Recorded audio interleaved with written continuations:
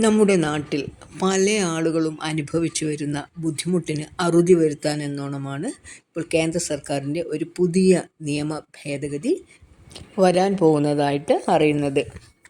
എന്താണെന്ന് വെച്ചാൽ, ഭൂമി ഏറ്റെടുക്കുമ്പോൾ സ്ഥലമുടമകൾക്കുണ്ടാകുന്ന വിഷമങ്ങൾക്ക് ആശ്വാസമാകുന്ന തരത്തിലാണ് കേന്ദ്ര സർക്കാരിൻ്റെ ഒരു പുതിയ നിയമ ഭേദഗതി വളരെയധികം ഉപകാരപ്രദമാവുന്നതാണെന്നതിൽ യാതൊരു സംശയവുമില്ല. ദേശീയപാതയുടെ വികസനത്തിനായി ഭൂമി ഏറ്റെടുത്തു കഴിഞ്ഞാൽ 5 വർഷത്തിനുള്ളിൽ എന്ത് ആവശ്യത്തിനാണോ ഭൂമി ഏറ്റെടുത്തിട്ടുള്ളത് പ്രസ്തുത ആവശ്യം പൂർത്തീകരിക്കണം.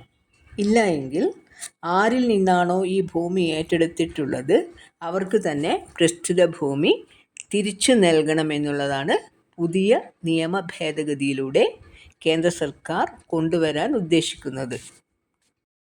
പല നിയമപ്രശ്നങ്ങളാലും ദേശീയപാത വികസന പ്രവർത്തനങ്ങളിൽ കാലതാമസം ഉണ്ടാകുന്നുണ്ട്.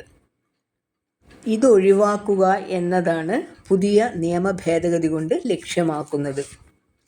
ഭൂമി ഏറ്റെടുക്കുന്നതിന് വേണ്ടി പുറപ്പെടുവിച്ച നോട്ടിഫിക്കേഷൻ ഡീനോട്ടിഫൈ ചെയ്ത് ഉടമകൾക്ക് ഭൂമി തിരികെ കൊടുക്കുന്നത് നിശ്ചിത സമയത്തിനുള്ളിൽ ലക്ഷ്യത്തിലെത്തിയില്ല എങ്കിലാണ്.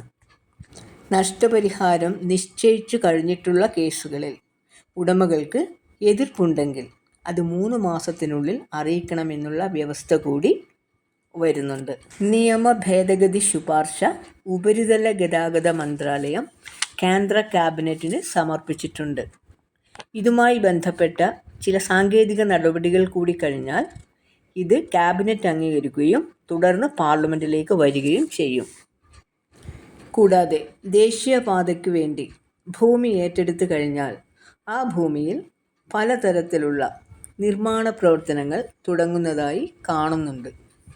ഇതൊഴിവാക്കാൻ കൂടി വേണ്ടിയാണ് പുതിയ നിയമ ഭേദഗതി സർക്കാർ ആലോചിക്കുന്നത്.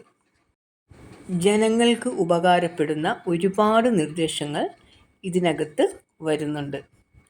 ഭൂമിയുടെ മാർക്കറ്റ് വാല്യൂ, അതായത് ന്യായവില കണക്കാക്കി ആർബിട്രേഷൻ വഴിയായിരിക്കും നഷ്ടപരിഹാര തുക ഇനി മുതൽ കണക്കാക്കുക. കോടതി കേസുകൾ നീണ്ടുപോകുന്നത് ഒഴിവാക്കാൻ കൂടി വേണ്ടിയാണ് ഈ പുതിയ തീരുമാനം. ഇങ്ങനെ തുക നിശ്ചയിച്ചു കഴിഞ്ഞാൽ എതിർപ്പുണ്ടെങ്കിൽ ഭൂവുടമകൾ 3 മാസത്തിനുള്ളിൽ അറിയിക്കണം. അതിനുശേഷം എതിർപ്പ് അറിയിക്കാൻ ഉടമയ്ക്കും ദേശീയ അതോറിറ്റിക്കും സാധിക്കുകയില്ലെന്ന ഒരു വ്യവസ്ഥ കൂടി ഇതിൽ വരുന്നുണ്ട്. 3-4 കൊല്ലത്തിലേറെയായി ഭൂമി ഏറ്റെടുത്തിട്ടും നാളിതുവരെയും പൂർത്തീകരിച്ചിട്ടില്ലാത്തതിനാലാണ് കേന്ദ്ര ഗവൺമെൻറ്റിൻ്റെ പുതിയ തീരുമാനം. അടുത്ത വീഡിയോയിൽ വരുന്നവരെ ബായ്.